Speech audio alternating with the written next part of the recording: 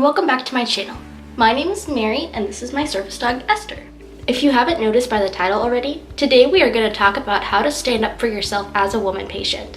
Please remember that this is a class project on the gender differences between the perception and treatment of women patients. Also, if you haven't already, please be sure to check out my video called Do Doctors Treat Women Different to better understand the purpose of this video. In that video, I present some empirical evidence that supports the theory that there might be a difference in the way that doctors treat women. Just the same as the last video, my references are going to pop up across the screen as I talk about information that I used from that source. I also will have my references listed at the end and in the description. So if you want to find the information for yourself, all you have to do is find the author's last name in either of those places, the ending or in the description, and you'll have all you'll need to go look at these sources for yourself. So knowing that there is a problem, how do we move forward and be better able to advocate for ourselves with our own doctors? The first point I want to make is that there is a difference between the way men and women communicate. Masculine speech is more aggressive, straightforward, and contains little detail. Feminine speech tends to be more submissive and contains more detail. Yeah, women really do talk more. Specifically in the medical field, women tend to tell their doctors how their symptoms are affecting their personal relationships, while males are more likely to explain them in terms of how they are affecting their job or work.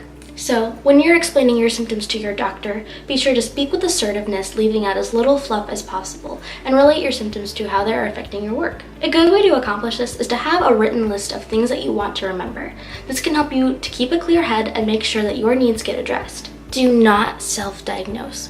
Also be careful with bringing up things that you've found on the internet. It can hurt your credibility and reinforce the idea that women are dramatic if you come in demanding a diagnosis because you Googled it.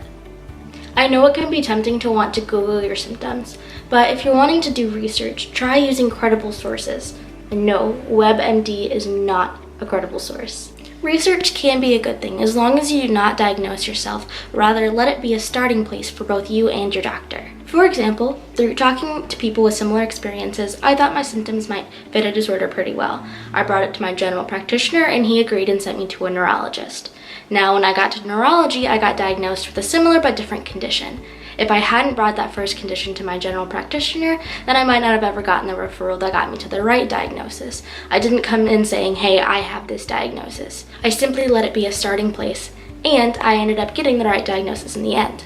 Not only can it hurt your credibility, but diagnosing yourself can make you blind to other possibilities and possibly a right diagnosis. Secondly, I would not suggest wearing makeup or dressing up for your appointment. I know as well as anyone that wearing makeup and dressing up can make you feel better even when you're not feeling so good, especially if you have an illness that doesn't let you do so often. However, avoid the temptation. You are less likely to be taken seriously. I know this doesn't seem right, but as women patients, this is a reality that we have to face. She's a good girl. Bring support people with you that can back up your claims. It's not a bad idea to have a second set of ears at the appointment either. Your support people can be anyone, but if possible, try to bring a male who can be a voice for you. Last thing I want you to remember is that you do not need to take abuse from a doctor, even if you've been with them for a while.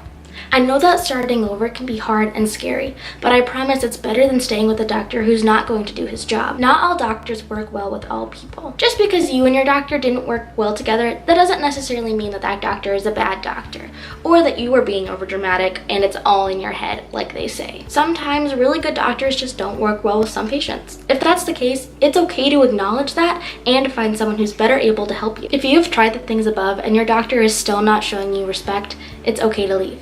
Trust and respect are earned, and that goes for your patient-doctor relationship as well. I wish you all the best of luck, and remember that I'm behind you supporting you.